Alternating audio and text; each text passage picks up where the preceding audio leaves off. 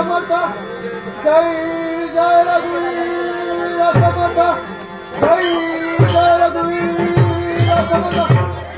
हे माझ्या प्रभू, हे राघव, हे सीतापूजा सुंदरा, या सगळ्या हनुमंताचा साष्टांग प्रणिपात, साष्टांग प्रणिपात, साष्टांग प्रणिपात। अंजली मातेचा पुष्पारण्य करण्यासाठी आहे मंगलमचा तुझा आशीर्वाद।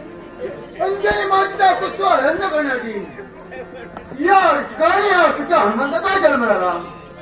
ज्यावेळी मी जन्माला आलो त्यावेळी माझ्या मातेला प्रश्न केला, सांग माते, या विश्वाच्या ठिकाणी प्रत्येकाला गुरु आहे, मग मला सांग माझा गुरु कोण, माझा गुरु कोण?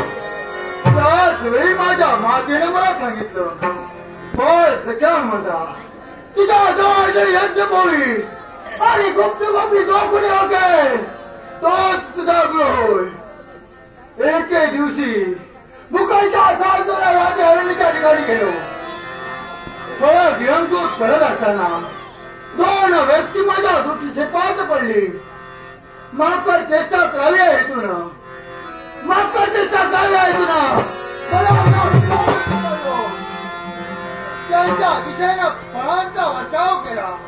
एवढा नव्हे तर झाडावरी तोडून भांड्या फेकल्या। त्याच वेळी एक व्यक्ती निघाली नव्हती आणि दुसरी व्यक्तीचं संरक्षण करत होती। त्या व्यक्तीनं केलं ते का? तिला राग आला, त्या रागाने तिने आपल्या घरीचा सहकार दिला। त्याच वेळी मित्राधीन व्यक्ती जागी झाली आणि म्हणाली, काम सौमित्रा काय करतोय? त्याच्या जवळ गुप्त गोपी पहार, त्याच्या जवळ यज्ञ पूर्ण करणार, हे शब्द माझ्या कर्णपत्रावर पडतात। मला जागलो, मी भूमीवरती आलो आणि त्या प्रभूचे चरण धरले। तो प्रभू दुसरा तिसरा कुणी नसो, प्रभू रामचंद्र आणि त्यांचा घरचा सौमित्र होता। त्या प्रभूचं मी दर्शन घेतलं, पण प्रभूच्या मुकुला मला पाहिलं। त्यावेळी प्रभू निराश होण्याच्या भूमिकावर पाहत होता। त्या माझ्या प्रभूला प्रश्न केला, सांग प्रभू आता कोणत्या संकट तुझ्यावर निर्माण झाले? त्याच वेळी माझ्या प्रभूने मला सांगितलं, सीतामाईचं हरण त्याच्या लंकाने श्रावणाला केला। त्याच वेळी चराचाही मला होता। लंकेच्या ठिकाणी गेलो, सीतामाईचा शोध घेतला। एवढंच नव्हे तर या पुच्छा करवी त्या लंकेचे जाळून कोळसे केले। राम रावण युद्ध सुरू झालं।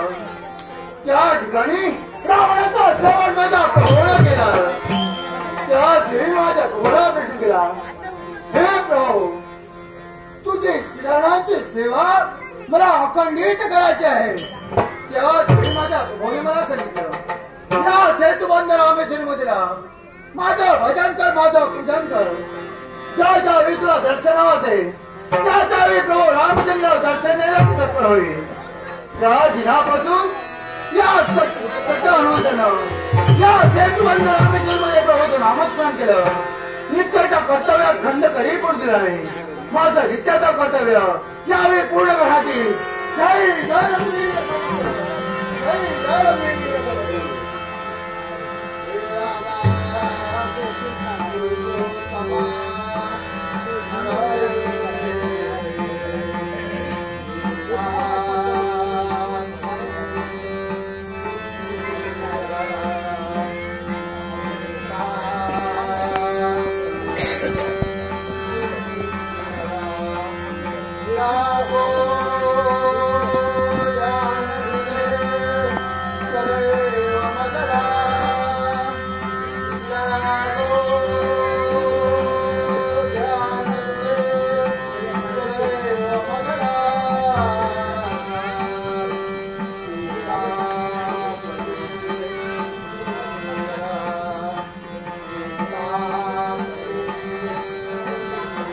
श्री राम जय जय राम, श्री राम जय जय, श्री राम जय जय राम।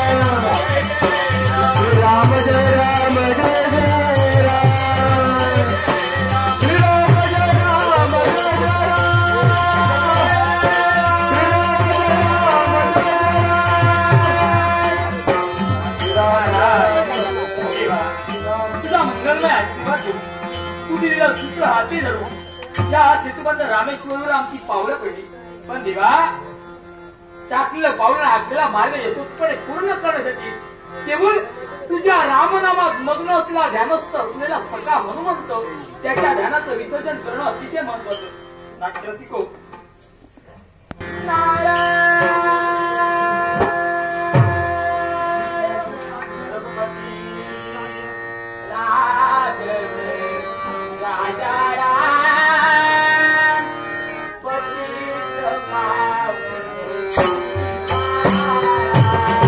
रघुपति राघव राजा राम पतित पावन सीताराम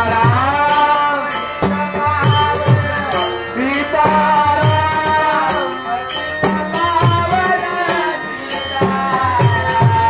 पतित पावन सीताराम पतित पावन सीताराम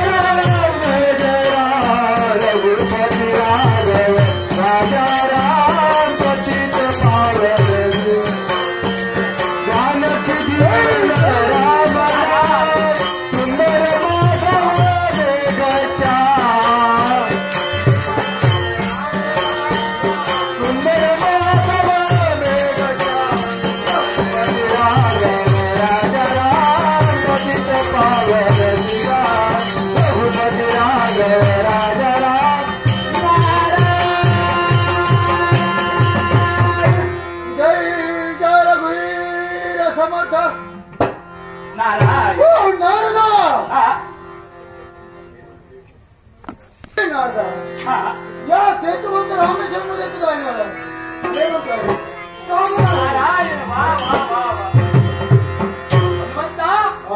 आल्या स्वागत केलं मनाचं तसं समाधान झालं. या सेतुबंद रामेश्वर मध्ये येऊन सांगताय साधारण समाधान झालं. त्याला कारण आहे. अरे मोठ्या महत्व उद्देशाला इथं माझी पावलं वळली आहे. अशी कोण डाऊस आहे? अरे तुझ्या प्रभूच्या भक्तांना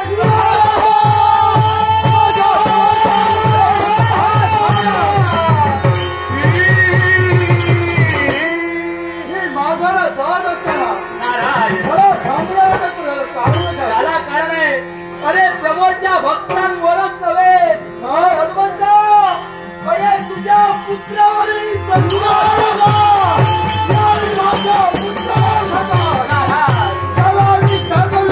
राजा मुलीला माझी धर्मपत्नी पत्नी मगार हिच्यावर संकट कोरोनाच झालाय. मग ऐक, निलगिरी पर्वताच्या काळीजाचं वास्तव्य सर्प योनीचा जन्म प्रौढ दर्प आणि उघडगत्व असं त्यांचं नामविधान. मग नारदा उघडगत्व यांनी माझ्या पत्नीवर माझ्या पुत्रावर सगळ्यासाठी तत्पर झाले आहे. मग यावेळी त्यांना सांगून त्याच्या बोलणं खाण्यात येतो.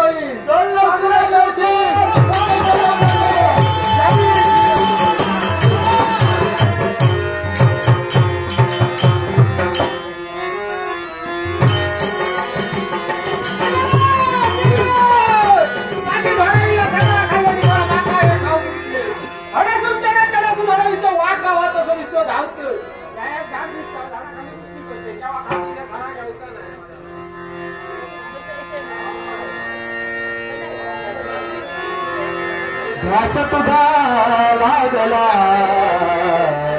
पाहुनिया मम मना घास तुझा लागला मम मना घास तुझा लागला पाहुनिया रूप तुझे पाहुनिया पाहुनिया रूप तू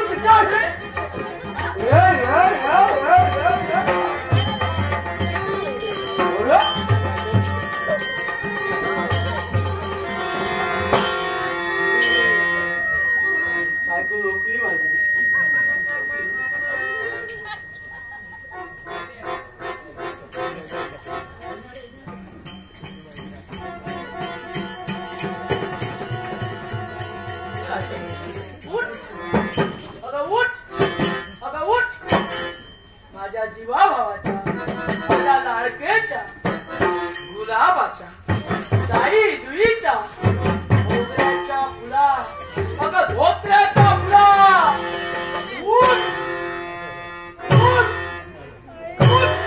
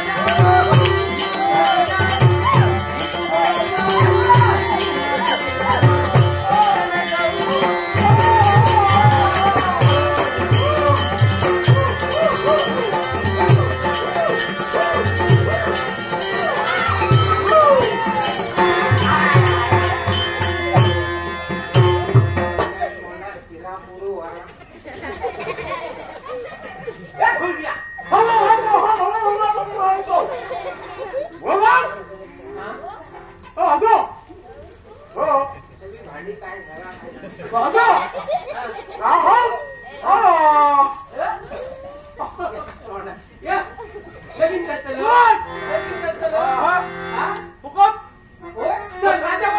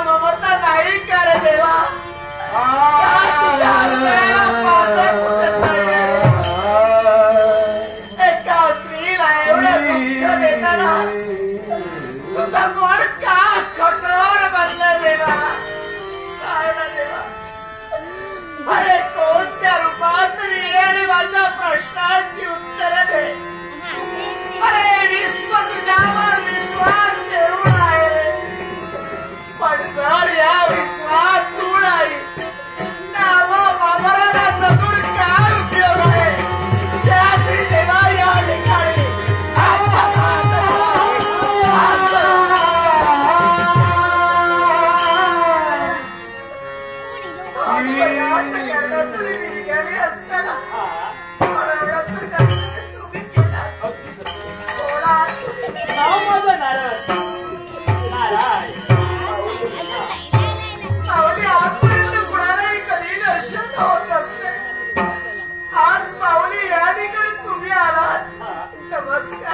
अखंड तुझे म्हणजे कसं भाग्य होती आशीर्वाद मला तुम्ही दिला पण माझं सौभाग्य नाही आणि तुझं दुःख मी जाणतोय अर्थात तुझं सौभाग्य तुझ्यापर्यंत मी येईनच देईन याच्यासाठी चल माझ्या समोर तुझ्या सौभाग्याचा प्रतिनिधी चल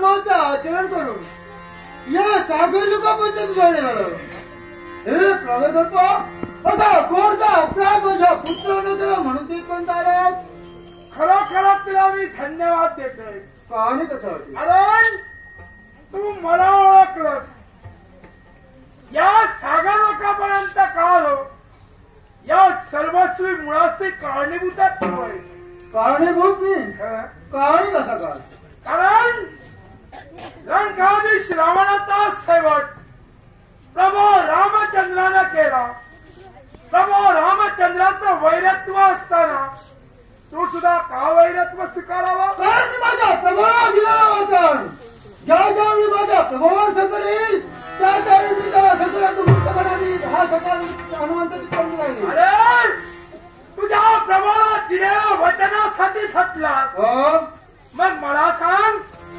दुसऱ्याच्या स्त्री जवळ जाऊन दुसऱ्यांचा मृत्यांग जाणून घेण्याचा काय अधिकार तुला एवढंही कारण आहे कारण या विश्वाला संकट तुला प्राप्त होण्यासाठी मला ते करणं भाग पडलं विश्वावर आलेल्या संकटासाठी सर्व काही तू केलंसही पण त्या चंद्रसेनेची इच्छाही पूर्ण ठेवलीस त्या चंद्रसेनेला दिलेला शाप तुला भोगावा लागला मी माझा छाप फक्त यालाही कारण आहे कारण हे सर्व काही केलं हे माझ्या प्रभावासाठी कारण प्रभू रामचंद्र हे एकमती होते आणि त्यांच्या व्रतापासून अलिप्त होण्याच्या आधी मला सगळं करावं लागलं मग या सागरावर राज्य मैकावती नरेश सहीबाई रावण करत होते त्यांचा सेवटही करून या सागर लोकांची जबाबदारी पुत्राजवळ दिली मग मी तुझ्या नेत्रासमोर यालाही कारण आहे असं कोण कारण तुझा मला सेवट करण्यासाठी या सागर लोका देऊन तुझ्या पुत्राला ठार मारणार होतो पण त्या युद्धात त्याला गुंपवून ठेवलं आणि त्याच्या संरक्षणासाठी तू जर का इथपर्यंत आला असेल तुझा मला सेवट अरे माझ्या पुत्राचा रक्षण करण्यासाठी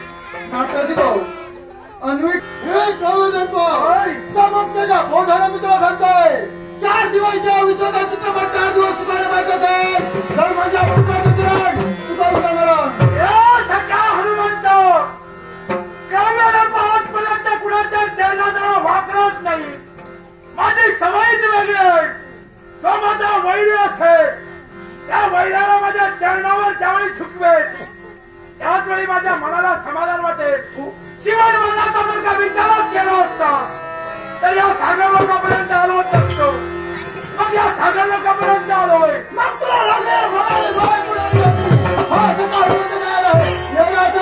मग नागपुराचे होऊ अंजनीच्या सुता तुला राम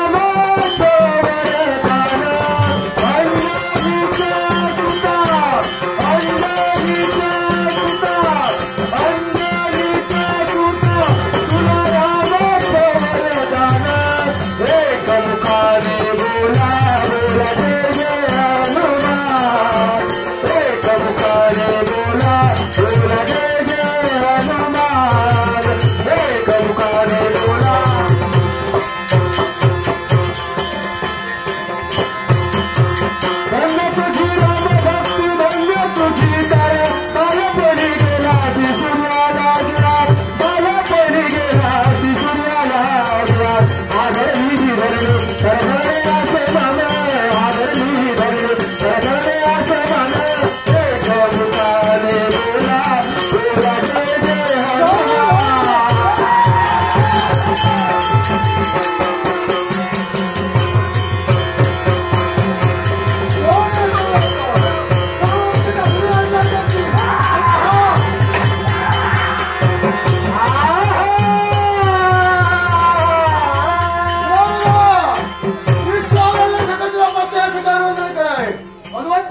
तुझा भ्रम आहे. आता मरणारा नव्हे, याच्या मृत्यूसाठी याच्या उद्यात असलेली अमृतकुपी बाहेर काढ. याच्या देहाचे 3 भाग कर. चावून 3 दिशेला 3 टाक. त्याच वेळी मरेल.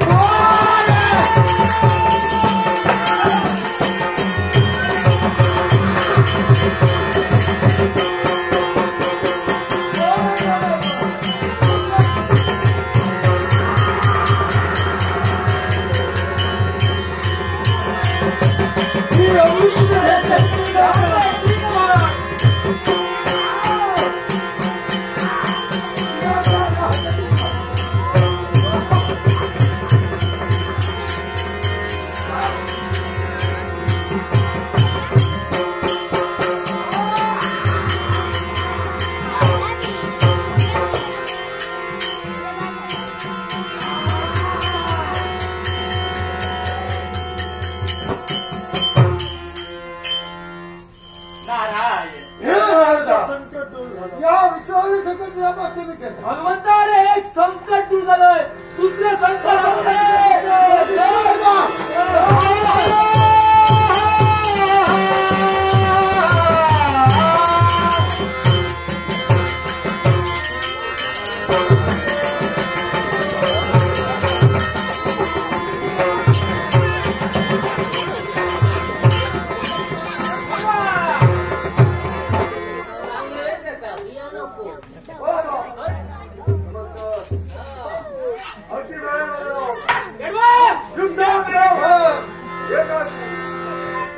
छान किती दिसते फुलपाखरू. छान किती दिसते फुलपाखरू. यावेळी फुलांबरोबर यावेळी यावेळी यावेळी